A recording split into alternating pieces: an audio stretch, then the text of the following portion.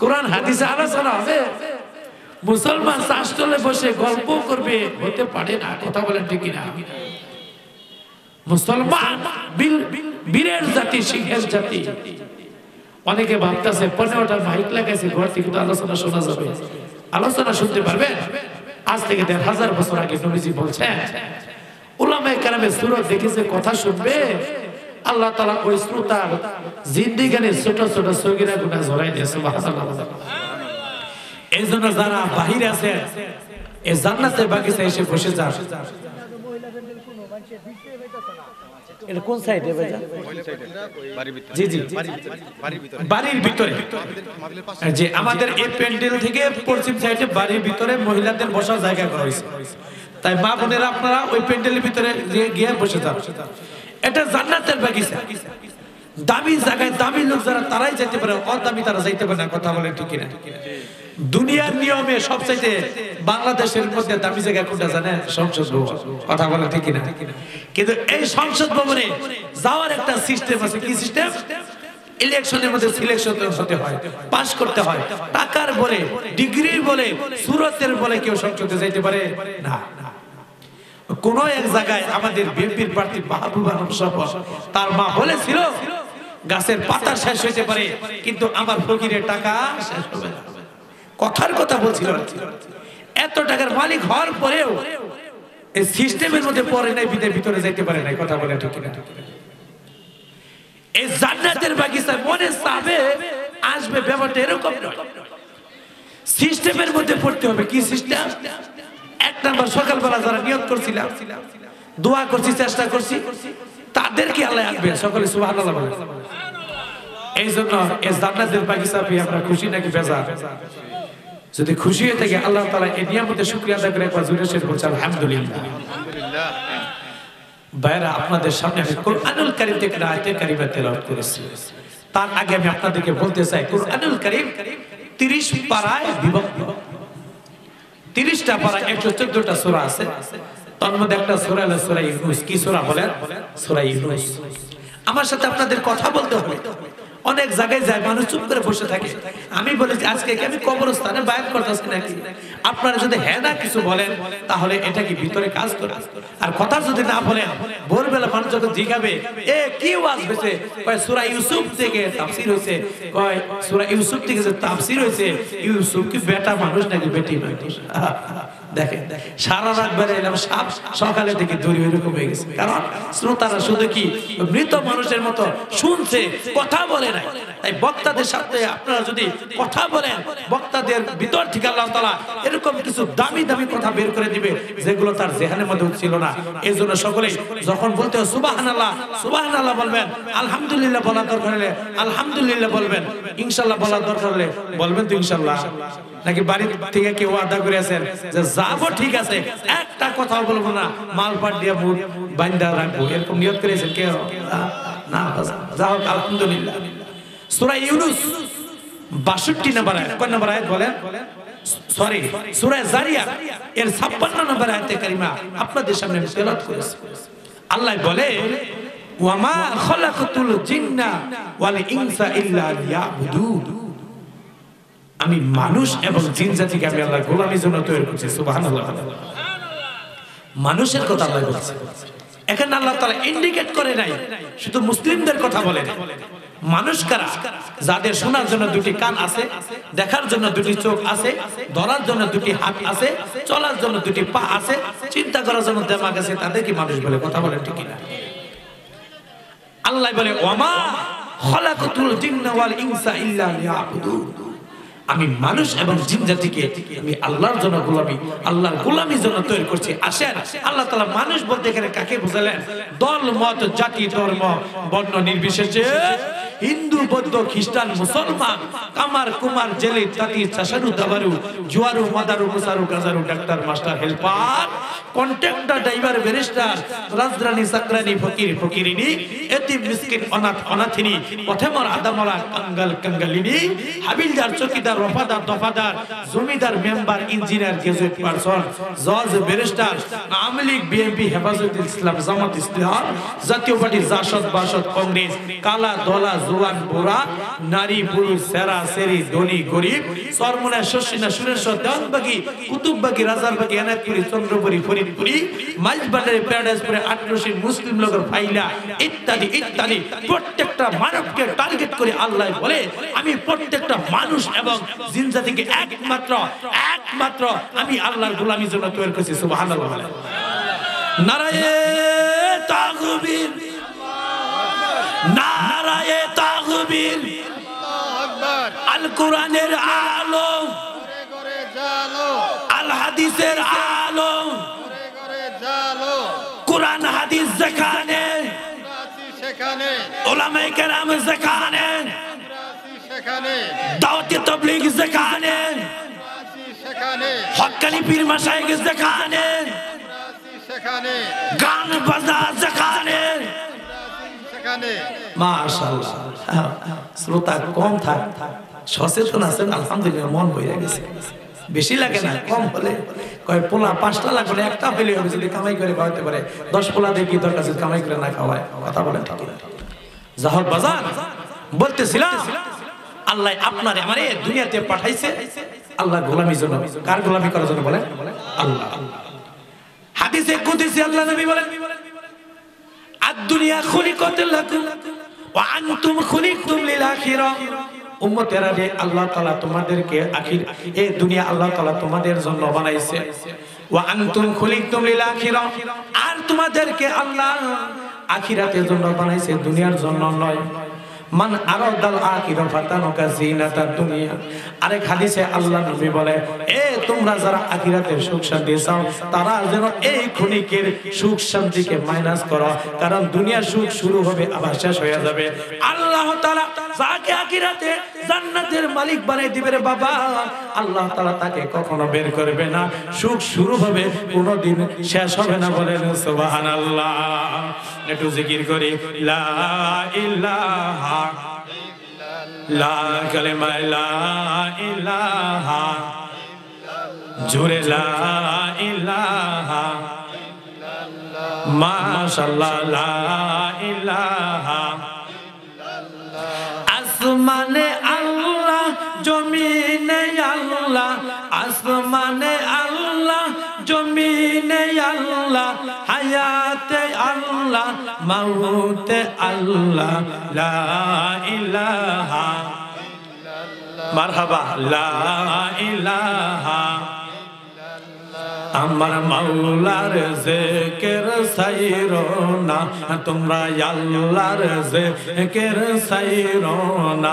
ওই যে চল যাইছো নার মদিনা, তারা দেখলে ছবি পাগল হবি, দেখলে ছবি গল হবি, ঘরে থাকিতে পারবি না। লা ইলাহা। মাশাআল্লাহ, বাহিরে যারা আছেন দয়া করে ভিতরে এসে বসে যান। লা ইলাহা কালিমা লা ইলাহা, হাসবি রব্বি জাল্লাল্লাহ, জুরে মাফি কলবি গায়রুল্লাহ। লা ইলাহা আল্লাহ কলবে লা ইলাহা, লা ইলাহা ইল্লাল্লাহ মুহাম্মাদুর রাসূলুল্লাহ সাল্লাল্লাহু আলাইহি ওয়াসাল্লাম। টিকরি বাজার মোটামুটি আমাদের মোটের বাজার থেকে মাইল 10 দূর হবে নাকি? আমাদের এলাকায় একটা সিস্টেম আছে, কি জানেন? আজান আলোচনা জীবনে অনেক শুনেছি, আজকের আলোচনাটা এটা ভেবে নিবেন, হয়তো বা আপনার আমার জীবনে শেষ হতে পারে। কথা বলেন ঠিক কিনা? শেষ আলোচনা হইতে পারে। দিলের কানে কথা শোনা, অপর বাইরের কানে পৌঁছানোর নিয়তে শোনা, আমল করার নিয়তে শোনা। বাজান আলোচনা শুনা এই প্যান্ডেলের মধ্যে রেখা গেলে চলবে না, বাড়িতে নিয়ে যাইতে হবে। হায়াত হলো সীমিত, রিজিক নির্ধারিত, মৃত্যু অবারিত। কুল্লু নাফসিন যায়িকাতুল মাউত, মাস্ট বি, সকলের মালাই যেতে হবে। কথা বলেন ঠিক কিনা? এই যে বাবারা তোমরা কথা বলে দাও, প্রত্যেকটা মানুষ যে আমরা বিদায় নিবি। আবার আমার বন্ধুরা, এই টিকরি বাজার শুধু নয়, মধুপুর থানা শুধু নয়, টাঙ্গাইল জেলার মতো ছোট একটা জায়গা নয়, বাংলাদেশের মতো ছোট একটা দেশ নয়, এশিয়া মহাদেশের মতো নয়। মিনাল কাব ইলাল কাব, যে জায়গা থেকে বাবা সূর্য ওঠে আর যে জায়গার মধ্যে সূর্য ডুবে, এই দুনিয়ার মধ্যে বাদশাহী করছে, সমস্ত দুনিয়ার বাদশাহী করছে চারজন বাদশাহ। বলেন কয়জন? কথা বলেন কয়জন? চারজন। তার মধ্যে দুইজন ছিল কাফের বেদিন মুশরিক, একজন আছেন নাম ছিল নমরুদ। আপনাদের টিকরি বাজার কারো নাম কি নমরুদ আছে? মধুপুরেও নাই, আমার মনে হয় বাংলাদেশেও নাই। নমরুদ ছাড়া পৃথিবীর মধ্যে আর দ্বিতীয় কারো নাম নমরুদ নাই। কথা বলেন কারণ কি? নিজের খোদা দাবি করছে। আল্লাহ কয়, আরে তুই নিজের খোদা দাবি করস, মাকলুকের কাছে তোর ঘৃণিত বানাই দিলাম, তোর নাম তোরে ছাড়া আর কেউ রাখবো না। এতে বোঝা যায় তিনি নাপাক। কথা বলেন ঠিক কিনা? চারজনের বাদশাহী করছে, তার মধ্যে একজন নমরুদ, আরেকজনের নাম ছিল বাদশাহ বখতে নাসর। আর মুসলিমদের মধ্যে দুইজন ছিল, একজনের নাম ছিল সুলাইমান আলাইহিস সালাতু ওয়াস সালাম, আরেকজনের নাম ছিল জুলকারনাইন।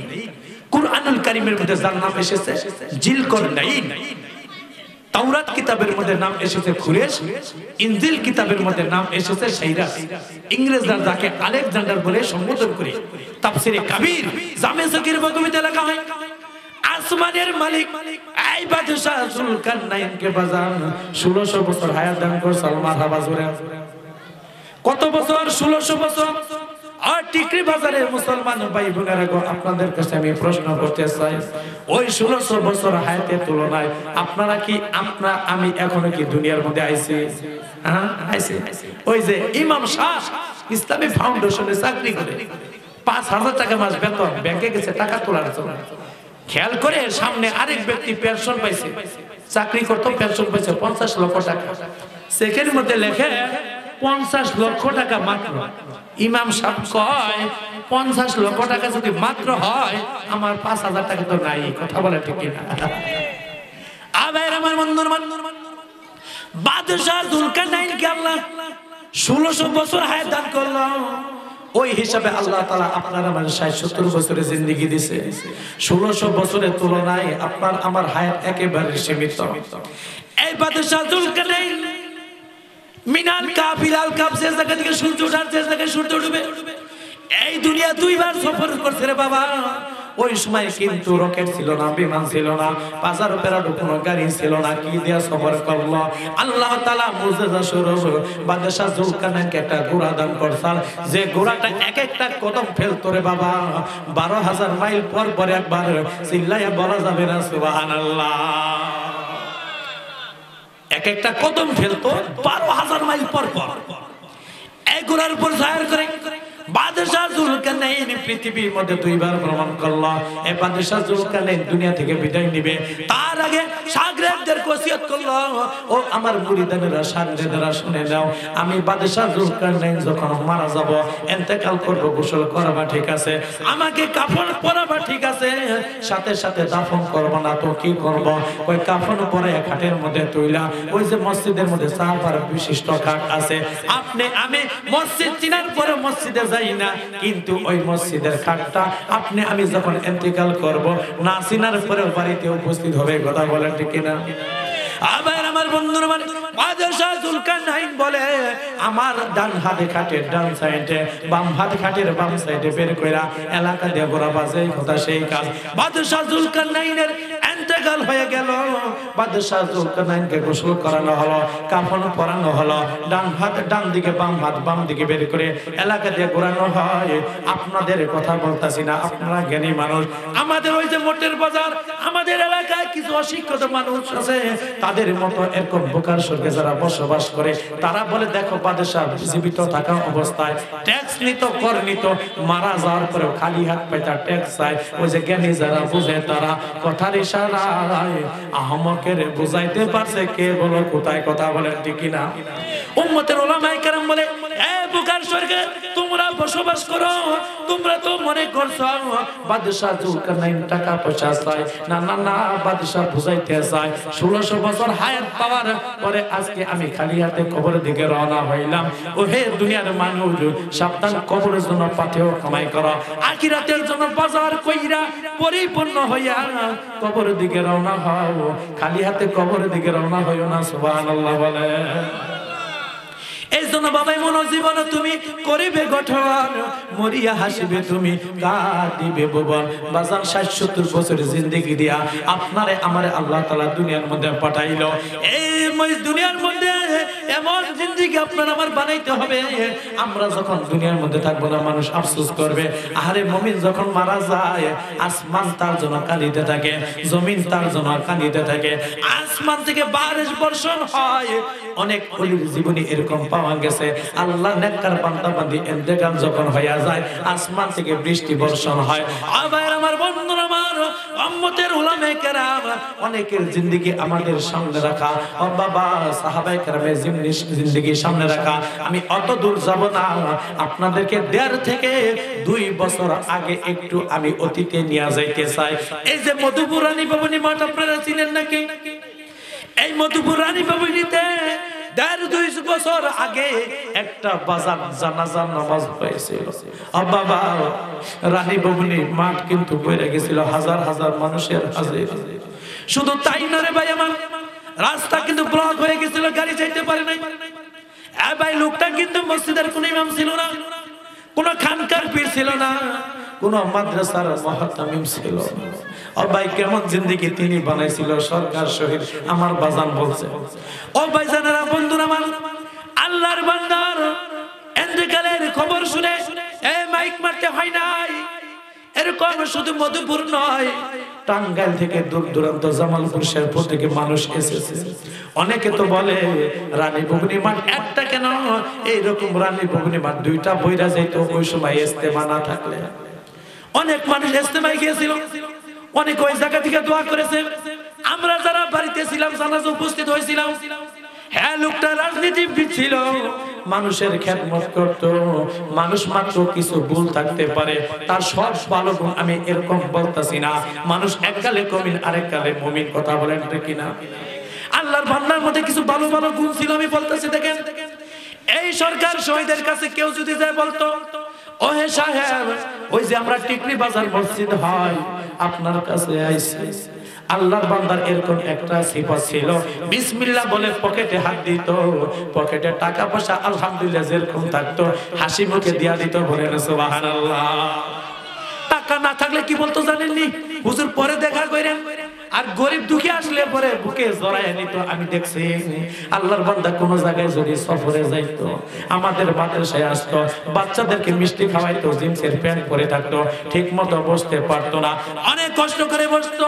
বাচ্চাদের সাথে মুনাজাতে তার চোখ দিয়ে পানি ঝরতে আমি দেখেছি। ও ভাইয়ের আমার বন্ধুরা আমার, তার জানাজায় কি জন্য হাজার হাজার মানুষের হাজিরে। ও ভাইয়ের আমার বন্ধুরা আমার, ঈদুল আজহা বড় ঈদের 15 দিন পর আমবাড়িয়া চিনেন নাকি আপনারা? আমবাড়িয়া, আমবাড়ি থেকে একটা মহিলা আসছে, বাসাবাড়ি মার্কেটে এসেছে। এসে ডেকে ডেকে বলে, এ যুবকেরা তোমরা এখানে অনেকে বসা, এ তোমরা সরকার শহীদ কে চিনো? সরকার শহীদ কেন, কি হয়েছে? কয় 15 দিন গত হয়ে যায়। এ মধুপুরের মধ্যে কোন মানুষ আছে এক টুকরার গোশত না খাই আছে? আমি আল্লাহর এরকম একটা বান্দি, এক টুকরা গোশত আমার তাকদিরে জুটে নাই। আমি এরকম হত দরিদ্র মানুষ। শুনেছি সরকার শহীদ নাকি মানুষের পাশে দাঁড়ায়, গরিবের পাশে দাঁড়ায়। সরকার শহীদ গরিবদের ভালো পাশে অনেক দান সদকা করে। এক লোক ডেকে ডেকে বলে, তুমি কি তারে চিনো? কয় আমি তো জীবনে দেখি নাই, শুনেছি লোকটা অনেক দানবী। পাশে এক যুবক বসা ছিল, দাঁড়ায় পড়ছে। দাঁড়ায় বলে, মালিক তাড়াতাড়ি বাসায় যাও, ফ্রিজ থেকে এক টুলবা গোশত নিয়ে আসো। এক টুলবা গোশত যখন ওই লোকটা আল্লাহ বলে, মা এই যে গোশত, এ দোকানদার ভাই কিছু চাউল দাও, চাউল দিল। ও দোকানদার ভাই কিছু ডাউল দাও, ডাউল দিল। এই কিছু মশলা দিল, মশলা দিয়ে দিল। ও ভাইয়ের আমার বন্ধুরা আমার, যুবকটা ডেকে ডেকে বলে, এ বেনওয়ালা ভাই এদিকে আসো। বেনওয়ালা ভাই আসলো, কয় এই যে কিছু টাকা নেও, এই মাকে নিয়ে আমবাড়িয়া নামাই দিয়ে আসো। বেনের মধ্যে তুইলা যখন বাবা 2-4-5 হাজার অগ্রসর হয়েছে, বৃদ্ধা মহিলা ডেকে ডেকে বলে, এ বেনওয়ালা ভাই আর সামনে যাওয়া যাবে না, একটু পিছনে যাও। কেন? কয় যুবকের সাথে কথা বলবো। এ যুবক এদিকে আও। বাবা আমি তো তোমাকে চিনি না, আমি তো আল্লাহর একজন বান্দার কাছে এসেছি। যুবক ডেকে ডেকে বলে, মা আপনি যার কাছে এসেছেন তার নাম যেন কি বললেন? কয় সরকার শহীদ। কয় জীবনে তারে দেখছেন নাকি? কয় দেখি নাই। কয় মা আপনি যদি আসলে সরকার শহীদের কাছে এসে থাকে, আমি হইলাম আল্লাহর ওই নাফরমান গুনাহগার বান্দা সরকার শহীদ। ওই বৃদ্ধা মহিলা ডাকতে বলে পাগল এদিকে আয়, মানুষের কাছে অনেক শুনেছি তুমি নাকি দানবীর মহৎ চরিত্রের অধিকারী। এ বাবা আমি তো খুব শুনেছি বাবা, তুমি তো হাজার হাজার গুণ দানবীর বাবা। এ কোন মায়ের পেটে তোর জায়গা হয়েছে, তোর মায়ের খুশনসিব, কোন মায়ের বেটা তুমি সরকার শহীদ। বাবা এদিকে ওই দিন ওই বৃদ্ধা মহিলা সরকার শহীদের মাথার মধ্যে হাত রাইখা বলেছিল, এ পাগল যেদিন তুমি বাবা দুনিয়াতে থাকবা না, তোমার জানাজায় হাজার হাজার মানুষের হাজির হবে। শুধু তাই নয়, তুমি যেদিন দুনিয়ার মধ্যে থাকবা না, মধুপুরবাসীর মনের মধ্যে তুমি চির অমর হয়ে থাকবা। বলেন সুবহানাল্লাহ। ও ভাইরা আমার, বন্ধুরা আমার, আমি আমার নিজের চোখে দেখেছি আল্লাহর বান্দা যেদিন ইন্তেকাল করছে, মধুপুরের মধ্যে এরকম মানুষ আমি দেখেছি, গরিব দরিদ্র মানুষ গলা কাটা মুরগি যেরকম লাফায়, মনে হয় বাপ মারা গেল মানুষ এতটুকু ব্যতিব্যস্ত হবে না, মা মারা গেল মানুষ এতটুকু পাগল হয় না। কিছু কিছু দরিদ্র মানুষকে আমি এত পাগল হইতে দেখছি। তাদেরকে বলা হইল তো পাগল হয়েছেন কেন, এত ভেঙে পড়েছেন কেন? তারা ডেকে ডেকে বলে, এ আপনারা কি বলেন, তিনি তো আমাদের জন্য বটগাছের মতো ছিল। বটগাছ যদিও মানুষকে ফল না দেয়, বটগাছ মানুষকে ছায়া দেয়। এই সরকার শহীদ আমাদের জন্য ছায়া ছিল। আমরা তার কাছে যখনই যাইতাম, আল্লাহর বান্দা আমাদেরকে খালি হাতে ফিরাইয়া দিত না, বুকের মধ্যে জড়াইয়া ধরত। এই জন্য বাইরে আমি বলতেছিলাম, এমন জীবন তুমি করিবে গঠন, মরিয়া হাসিবে তুমি কাঁদিবে ভুবন। ও বাইরে আমার, বন্ধুরা আমার, এই জন্য দুনিয়া হলো ক্ষণিকের জিন্দেগি। এই দুনিয়া থেকে চইলা যাইতে হবে। এই দুনিয়ার মধ্যে আপনি আমি যতই চেষ্টা করি না কেন থাকতে পারবো বলেন? কোনদিনই থাকতে পারবো না রে বাবা, সকলেরই চইলা যাইতে হবে। দাদা এসেছিল, বাবা এসেছিল, অনেকের আব্বা আম্মা কবর বসে, আমরাও কিন্তু ওই পথের পথে সকলে চইলা যাব। ও ভাইরা আমার, বন্ধুরা আমার, এই জন্য আল্লাহর গোলামি করতে হবে, আল্লাহর গোলামি করতে হবে রে বাবা। দুনিয়াতে টাকা আছে তো আপনার দাম আছে, আখিরাতে নেকি আছে তো দাম আছে। কথা বলেন ঠিক কিনা? ওই দেখ কবি ডেকে ডেকে বলেন, টাকা পয়সা যদি বেশি করতে পারো কামাই, শ্বশুর শাশুড়ি কাছে তুমি ভালো জামাই। কথা বলেন ঠিক কিনা? টাকা পয়সা কামাই করে সামনে দিবে ঢেলে, পিতা মাতার কাছে তুমি খুবই ভালো ছেলে। টাকা পয়সা দিবা তুমি, গহনাটাও দামি, নিজের বউয়ের কাছে তুমি খুবই ভালো স্বামী। আরে টাকা পয়সা দিবা তুমি, নাই তো কোনো সাব, ছেলে মেয়ের কাছে তুমি খুবই ভালো বাপ। আবার টাকা পয়সা দিবা তুমি, হিসাব নিকাশ নাই, ভাই বোনের কাছে তুমি খুবই ভালো ভাই। টাকা পয়সা দিয়া কিংবা সুন্দর সুন্দর জামা, বাগনা বাগনির কাছে তুমি খুবই ভালো মামা। কথা বলেন ঠিক কিনা? আমার বন্ধুরা, দুনিয়ার মধ্যে অর্থ করে টাকা পয়সা ব্যাংক ব্যালেন্স আছে তো আপনার দাম আছে। এই আখিরাত এমন একটা জিন্দেগি, ওই জিন্দেগির মধ্যে টাকা পয়সা চলবে না রে বাবা। বাংলাদেশে টাকা ভারতে চলে না, ভারতের রুপিয়া বাংলাদেশে চলে না। দুনিয়ার মুদ্রা বাজার এরকম মাটির উপরে চলবে, কবরে চলবে না। কবরের জন্য পথেও দরকার, আমল দ্বারা আমাদের জিন্দেগি বানাইতে হবে। বাজার আমি আপনাদের সামনে আর মাত্র কিছুক্ষণ আলোচনা করব। আল্লাহ নবীর কাছে এক সাহাবী এসে বলে, ইয়া রাসূলুল্লাহ, ইয়া হাবিবাল্লাহ, আমার ঘরে একটা বিবাহের উপযুক্ত মেয়ে আছে নবী, আমার মেয়ে বিবাহতে রাজি হয় না, আপনি যদি একটু বুঝাইতেন হয়তো বা একটু রাজি হয়ে যেত। তখন নবীজি বলতেছে, সাহাবী রে, তোমার মেয়ে বিবাহতে রাজি হয় না, ঠিক আছে আমি যাব। আচ্ছা আপনাদের এলাকায় মনে করেন আব্দুল বাসেত ভাইয়ের নাম দেখুন, আব্দুল বাসেত ভাইয়ের একটা মেয়ে আছে, দিনদার পরহেজগার, ভালো ভালো ঘর আছে, সেনাবাহিনী, পুলিশ, বিডিআর, আর্মি, পাইলট, নায়কের মতো চেহারা, কিন্তু মেয়ে রাজি হয় না। আপনাদের এলাকায় দোকান পারে যারা বেশি বেশি সময় দেয়, আমাদের এলাকায় কিছু বুদ্ধিজীবী আছে, সকাল ৯টায় বসে রাত্রি 12টার সময় বলে, আপনাদের এলাকায় নাই মনে হয়। তারা কি বলবে জানি না, আমাদের এলাকায় কি বলবে জানেন? এত সুন্দর ঘর আছে, রাজি হয় না কেন? তার মানে আরেক জায়গায় লাইন আছে। কথা বলে ঠিক না? হ্যাঁ, সাহাবী বলে, নবী গো, আমার মেয়ে রাজি হয় না, আপনি যদি একটু বুঝাইতেন হয়তো বা আমার মেয়ে রাজি হয়ে যেত। নবীজি বলতেছে সাহাবীরে তুমি চিন্তা করো না, আমি অমুক দিন তোমার বাড়িতে যাব। সুবহানাল্লাহ। আবার আমার বন্ধুরা, আমার কেমন নবী আপনার আমার? এই নবী কেমন নবী?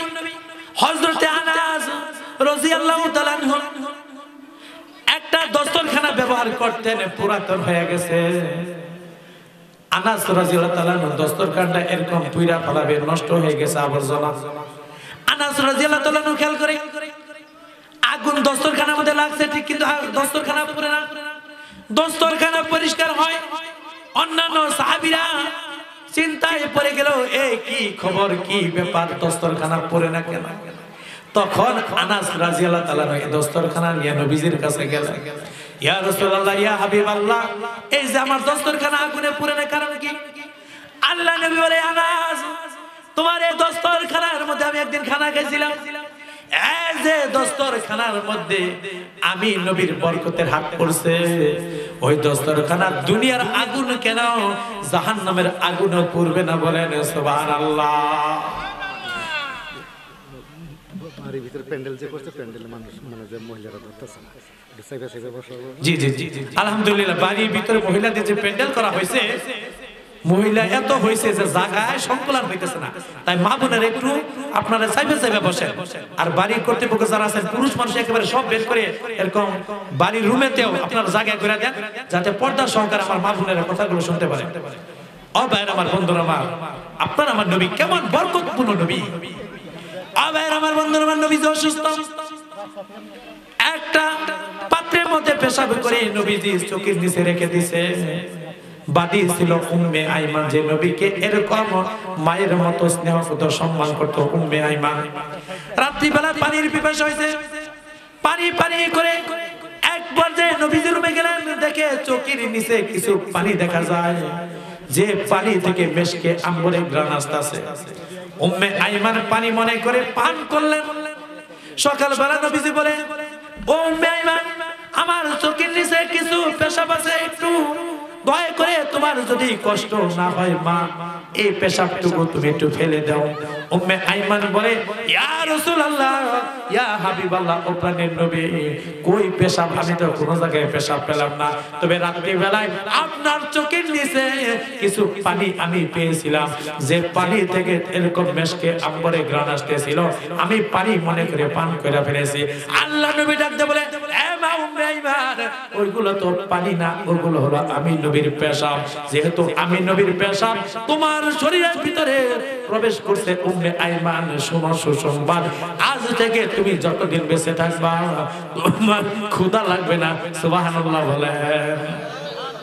শুধু তাই নয়, এ উম্মে আইমান, যে শরীরে আমি নবীর পেশাব প্রবেশ করেছে, ওই শরীরের জন্য আল্লাহ তাআলা জাহান্নামের আগুন হারাম করে দিবে। বলেন সুবহানাল্লাহ।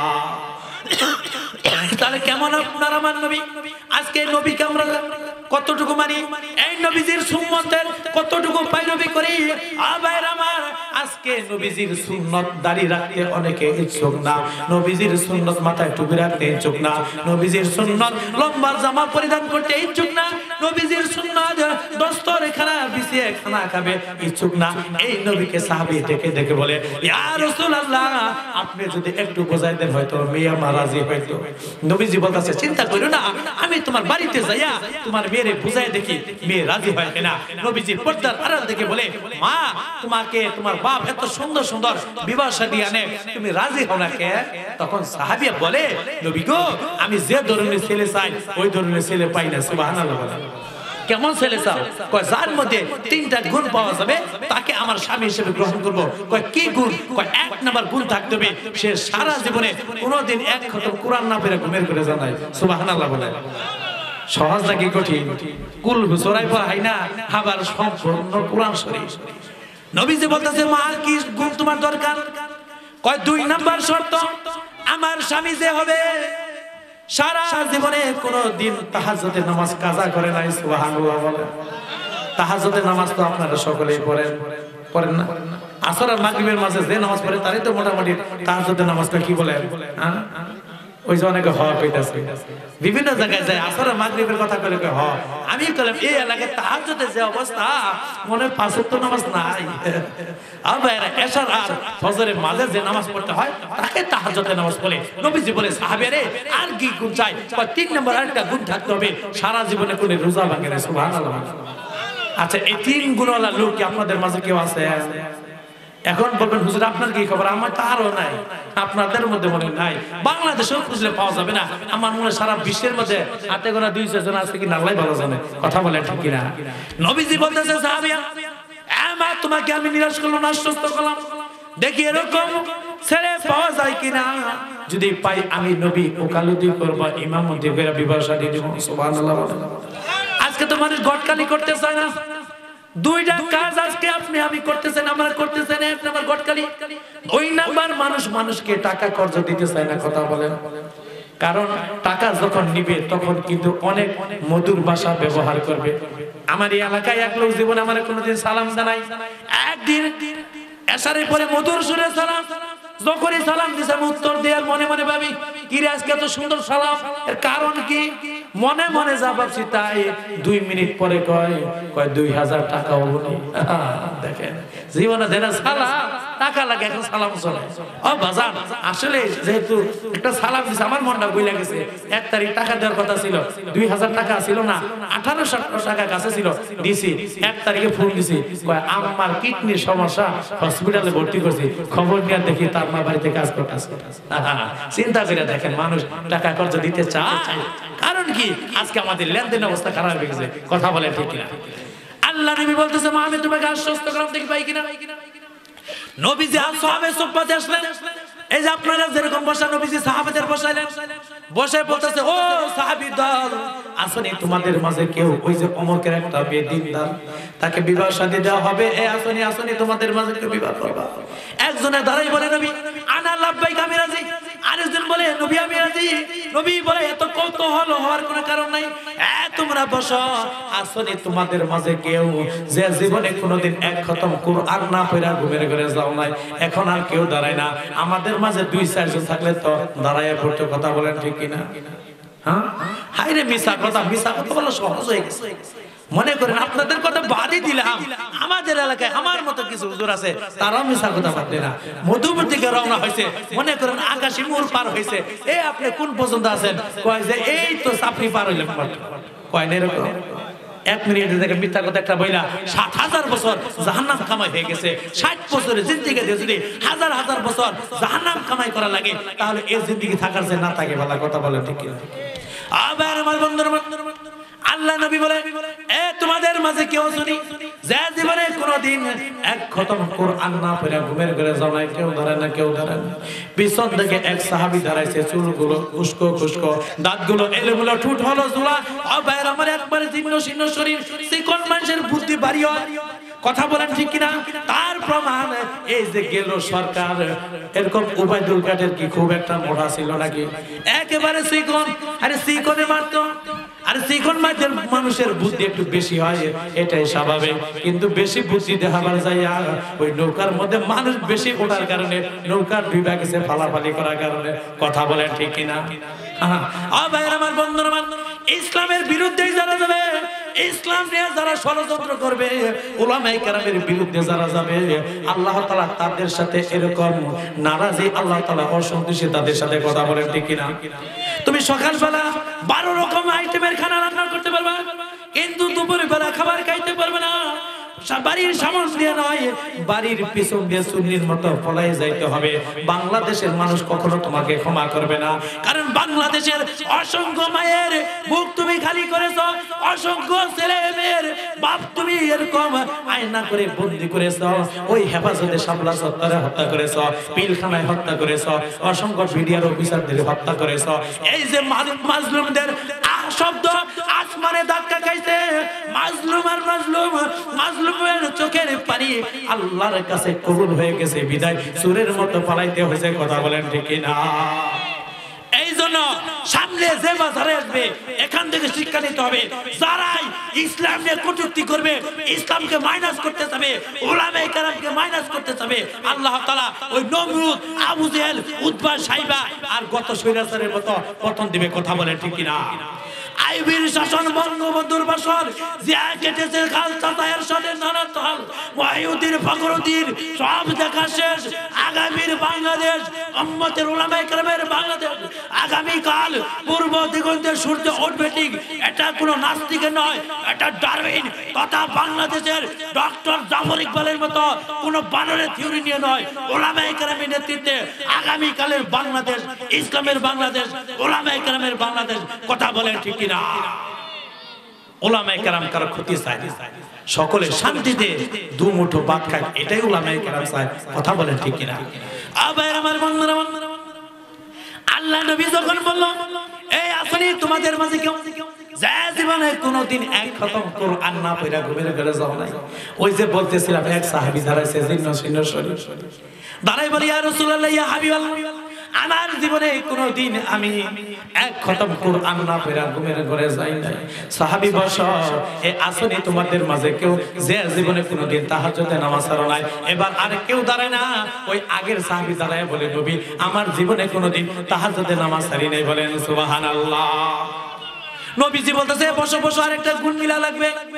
সাহাবী জমিনের মধ্যে সাজদায় পড়ে গেছে। ফাজাইলে হাদিসের মধ্যে লেখা হয় সাহাবী সাজদায় পড়ে কাঁদে আর বলে মালিক আল্লাহ তোমার হাবিবের মধ্যে ওই কথাটাই বের করে দিও যে আমল আমি তোমার বান্দার মধ্যে আছে। আল্লাহ নবী এলান করলো, ও হে আসরি, তোমাদের মাঝে কেউ যে জীবনে কোনোদিন রোজা ভাঙে নাই, কেউ দাঁড়ায় না, কেউ দাঁড়ায় না। ওই সাহাবী চোখের পানি মুছতে মুছতে দাঁড়ায় আর বলে নবী জীবনে কোনোদিন রোজা ভাঙি নাই। বলেন সুবহানাল্লাহ। মিলা গেছে ভাইরা মান। অন্যান্য সাহাবীরা বেজার অনেক, তারাও খুশি। মনে করেন বর্তমান বাংলাদেশের সরকার ডক্টর ইউনূস 50 টাকার বিনিময়ে 50 কোটি টাকা দিবে বাংলাদেশে টেকনাফ থেকে তেতুলিয়া, রূপসা থেকে পাথুরিয়া, সুন্দরবন থেকে বান্দরবন, এই 55 কিংবা 56,000 বর্গ মাইলের মধ্যে 50 টাকার বিনিময়ে 50 কোটি টাকা দিবে। এরকম লটারি ছাড়ছে, বাংলাদেশের কোন জায়গায় পাই নাই। আপনাদের এলাকায় এই যে আমি নাম দেখতাছি আব্দুল বারেক ভাই আছেন নাকি এখানে? আব্দুল বারেক ভাই কমাল খুলে গেছে, 50 টাকার বিনিময়ে 50 কোটি টাকা পাইছে। আমরা মধুপুরবাসী যারা তাকে ফুলের মালা দেওয়ার জন্য আসবো। কথা বলেন ঠিক কিনা? একজন তুমি না আমার টিকরি এলাকায় থাকো, এই যে নতুন মসজিদের কাজ হয়, দুলাল ভাই 7% জমি দিছে মসজিদের জন্য, আরেক ভাই 3% দিছে। এই আব্দুল বারেক 50 লক্ষ টাকা তো বাবা তুমি পাইছো, কিছু দাও। আব্দুল বারেক ভাই মনে মনে ভাববো এটা তো ভালো কাজ দিয়া দিলাম 50। ওই যে আরেকজন আসবে, এই আব্দুল বারেক ওই যে চাপড়ি বহুমুখী উচ্চ বিদ্যালয় একটা ভ্রমণ করবো, বাবা কিছু দাও। আব্দুল বারেক ভাই ভাববে ওই জায়গায় তো শিক্ষা দেওয়ার কিছু দিয়ে দিলাম। বড় ভাই এতিমখানা থেকে আসবে, এই আব্দুল বারেক ভাই আমার এই জায়গায় অনেক এতিমেরা লেখাপড়া করে দেও। আব্দুল বারেক ভাই খুব এটাও ভালো কাজ 50 দিয়ে দিলাম, সকলে খুশি হবে। কথা বলেন ঠিক না? সাহাবা একজনে বিনা গেছে, অন্যান্য সাহাবীরা বেজার না খুশি, আমি না পাইলাম আমার ভাই তো পাইছে, সকলে আনন্দ উল্লাস করে। আল্লাহ নবী ওই সাহাবীর দিয়া ওই সাহাবিয়ার মধ্যে বিবাহ শাদী সম্পন্ন করলেন। সুবহানাল্লাহ বলেন। আবার আমার বন্ধুরা, আল্লাহ নবী যখন বিবাহ শাদী করাই দিয়েছে, এদিকে আযান, মসজিদ থেকে আযান হয়ে গেল। সাহাবী আর বিবির কথা মনে হয় না, বাসরে করে কথা ভুলে গেছে। কারণ মুমিন মুসলমান যারা আল্লাহর ঘর থেকে আওয়াজ আসলে সব কিছু পরে আগে আল্লাহর ঘরে যাব, আল্লাহর দরবারে হাজির হয়ে নামাজ পড়ব। কথা বলেন ঠিক কি না? আজ যুবক যারা সামনে বসা, অনেক যুবক এরকম আছে বিবাহের 1 মাস আগে এরকম 5 ওয়াক্ত নামাজ তো দূরের কথা, 1 মাসে 5টা শুক্রবার কুন্দা যায় খবর নাই, খালি গণ গণ মধুপুর যায় আর বাজার করে। কথা বলেন ঠিক কি না? আজ যুবক সাহাবায়ে কেরামের কি জিন্দেগি, বিবাহ শাদী করছে, বাসর করে কথা মনে নাই। নবীজির পেছনে এশারে নামাজ পড়লো, নবীজির কাছে দোয়া নিয়া হাঁটি হাঁটি পাপা করে বাসর ঘরের দিকে যায়। বাসর ঘরে প্রবেশ করে দেখে হরেক রকমের খাবারের আইটেম। ও ভাইরা আমার, এখানে যারা সচেতন তারা জেনে থাকবেন, আসহাবে সুফা এরকম একটা জায়গা, খাবার দাবারের সুব্যবস্থা নাই। হাদিয়া আসলে খাইতো, না আসলে না খাই থাকতো। কথা বলে ঠিক কিনা? হযরতে আবু হুরায়রা খোদার কারণে কাঁপতে থাকতো, মানুষ মনে মনে ভাবতো মির্কি উঠছে মনে আবু হুরায়রা, অথচ মির্কি না, খোদার কারণে কাঁপতো। আবার আমার বন্ধু, আমার এই সাহাবী যখন বাসর করে গেল, বাসর করে প্রবেশ করে দেখে হরেক রকমের খাবার সাহাবী খাবার খায় আর কয় বিবি খাবার খাইলাম, কয় আমি ক্লান্ত হয়ে গেছি বিবি, আরাম করি। অবের আমার বন্ধুরা আমার, সাহাবী যখন আরাম করা শুরু করছে, ঘুমাই পড়ছে, ঘুমাইছে মানে একটা আমল ছুটে গেছে, দ্বিতীয় মেহমান এসে গেছে, আলোচনা শেষ করে দিব। অবের এক নম্বর আমল কি করার কথা ছিল বলেন? ঘুমানোর আগে এক খতম কোরআন পড়ার কথা ছিল। সাহাবী ঘুমাইছে, এবার সাহাবী বসে আছে, এক পর্যায়ে দেখে, এক পর্যায়ে 10টা 11টা 12টা বেজে যায়, যুবতী সাহাবিয়া মধুর মিলন মধুর আলাপ সারি নেয়, তাহাজ্জুদের নামাজে ছুটে যায়। আর সালাতু খায়রুম মিনান নাওম বলে যখন ডাক দিছে, মসজিদ থেকে যখন নামাজের জন্য আহ্বান, সাহাবী উঠে বলছে আজান শেষ। আজানের 10 মিনিট পর এসে সাহাবী বলে, এ বিবি যা খাইছিলাম হজম হয়ে গেছে, বিবি কিছু খাবার দাও। আচ্ছা আপনাদের টিকি এলাকায় এই যে সামনে রমজান মাস, রমজানের পরে খাইলে রোজা থাকবো নাকি ভাঙ্গা যাব? কি বলেন, ভাঙ্গা যাব না? সাহাবী বলে, সাহাবী আরে ওই আমার বিবি, আমি খাইলে পরে রোজা ভাঙে না। সব সুবহানাল্লাহ বলে। কয় যে কেমন কথা বললেন? কয় হ যা কইছি তাই সত্য। সাহাবী নবীজি বলেন নামাজ পড়লেন, যখনই গেছে এদিকে বিবি রাগান্বিত হইয়া সিদ্ধান্ত নিছে, আসো আস্তে দেরি হবে, নবীজির কাছে যাইতে দেরি হবে না। নবীজির কাছে গিয়ে বলে, নবী গো কেমন স্বামী চাইলাম, কেমন স্বামী দিলেন, কেন কি হয়েছে? কয় আপনার সাহাবী না কুরআন পড়ছে, না তাহাজ্জুদের নামাজ পড়ছে, এমন কি রোজা রাখে নাই, আবার কয় খাইলেও নাকি রোজা ভাঙে না। কেমন করে কি প্রমাণ করতে বলেন? নবী বলে আনা সাদিকুন ইন্না দীনা ইনদাল্লাহিল ইসলাম, আমি নবী সত্যবাদী, ইসলাম সত্য ধর্ম। ওহে সাহাবী কি কয় কথা সত্য নেই? কয় কথা সত্য কিন্তু বুঝে নাই। কয় কেমন করে বুঝলো না? তুমি কেমন করে আমল করলে? সাহাবী বলে, নবী গো আমি জন্মসূত্রে মুসলিম নয়, আমি যেদিন মুসলিম হয়েছিলাম দিনটা ছিল ইয়াউমুল জুমআ, জুমার দিন এই যে চলে গেল। কয় আপনি মেম্বারে বসে বয়ান করেছিলেন আমার যে উম্মত নাউযুবিল্লাহ বিসমিল্লাহ সহকারী সূরা ইখলাস 3 বার পড়বে, আল্লাহ তাআলা দয়া মায়া করে তার আমলনামায় এক খতম কোরআন পড়া সওয়াব দেয়। সুবহানাল্লাহ। কয় নবী আমি এইভাবেই তো সওয়াব কামাই করি। কয় তাহাজ্জুদ কেমন করে পড়লেন? কয় নবী আপনি ওই দিন আরেকটা কথা বলেছিলেন, আমার যে উম্মত এশার আর ফজরের নামাজ জামাতের সাথে পড়বে, আল্লাহ তাআলা সারা রাতে তাহাজ্জুদ পড়া সওয়াব দেয়। নবী আপনি সাক্ষী দেন, এশার কোথায় পড়ছি? আমার পিছনে, ফজর আমার পিছনে। তাহলে নবী আমি ঘুমাইলে কি হবো? সওয়াব পাই না? কয় তুমি পরিপূর্ণ সওয়াব পাইছো। সুবহানাল্লাহ। কয় এইভাবেই তো সওয়াব কামায়। কয় নবী বুঝতে পারলাম। 3 নাম্বার প্রমাণ করতে বলেন, আপনার সাহাবী আজানের পরে খাইছে, আবার কইছে খাইলেও নাকি রোজা সওয়াব কাটে না, কেমন করে সম্ভব? নবী বলে সাহাবী প্রমাণ করো। সাহাবী বলে নবী গো কুরআন দ্বারা প্রমাণ করব। কয় কিভাবে? কয় আল্লাহর রাহে যে 1 টাকা খরচ করে 10 দেয়, একটা নেক আমলে বদলায় আল্লাহ তাআলা 10 দেয়। আমি রমজানে 30টা রোজা রাখছি, আমি রোজা 6টা, 30 আর 6 কত হইল গো? 36। কয় আল্লাহ তাআলা যদি 1 এ 10 দেয় তাহলে আমার 36 এ কত? 360। আর বছরে 5 দিন রোজা রাখা, ছোট ঈদ বড় ঈদ, বড় ঈদের পরে 3 দিন, এই হলো 5 দিন। কয় নবী এইভাবেই তো আমি সারা বছর রোজার সওয়াব নেই। সুবহানাল্লাহ। হাদিস তেলাওয়াত করেছিলাম, মান বানা লিল্লাহি মাসজিদান বানাল্লাহু লাহু বাইতান ফিল জান্নাহ। দুনিয়াতে যারা মসজিদ বানাবে আল্লাহকে খুশি করার জন্য, আল্লাহ বলে আমি তার জন্য জান্নাতে বালাখানা বানাবো। সুবহানাল্লাহ। এই জন্য এই যে নতুন একটা মসজিদ হইতাছে, কোন মায়ের সন্তান দুলাল ভাই 7% জমি পয়সা দিছে। আমি এসে শুনেছি 2% চাইছে। 2% কি মসজিদ হবো? 7 কোরআন দেব। আমাদের এলাকায় অনেক মানুষ আছে মসজিদ বাঁকা হয়েছে, 1 বিঘা জমি দিলে মসজিদটা সোজা হইতো, তাও ছাড়বো না। মানুষ ঘুরে জমি দেওয়ার জন্য আর এত সুন্দর সুযোগ পার করে দেয় না। এই যে একটা মসজিদ হইলো আপনাদের বাজার সংলগ্ন একটা মসজিদ, আলহামদুলিল্লাহ অনেক পথচারীরা আসবে, আপনারা নামাজ পড়বো, আমাদের ছেলে মেয়েরা পড়বো। তাই এই মসজিদ থাক, আপনি আমি চাইতে ইনশাল্লাহ। এই জন্য আমাদের আর্থিকভাবে এরকম বুদ্ধি পরামর্শ দিয়ে জমি দিয়ে ইনশাল্লাহ সকলে পাশে থাকবো। আল্লাহ তাআলা আমাদের সকলকে বুঝে আমল করার তৌফিক দান করুন। আরো মনে অনেক কথা ছিল, টাইম কম, বলতে পারলাম না। আল্লাহ তাআলা যদি সময় মিলিয়ে দেয় ইনশাল্লাহ মন ভরে আরো আলোচনা শোনাবো। আল্লাহ তাআলা আমাদের সকলকে কথাগুলো বুঝে আমল করার তৌফিক দান করুন। ওমা আলাইনা ইল্লাল বালাগ ওয়া আখিরি দাওয়ানা আনিল হামদুলিল্লাহি রাব্বিল আলামিন। আসসালামু আলাইকুম ওয়া রাহমাতুল্লাহ।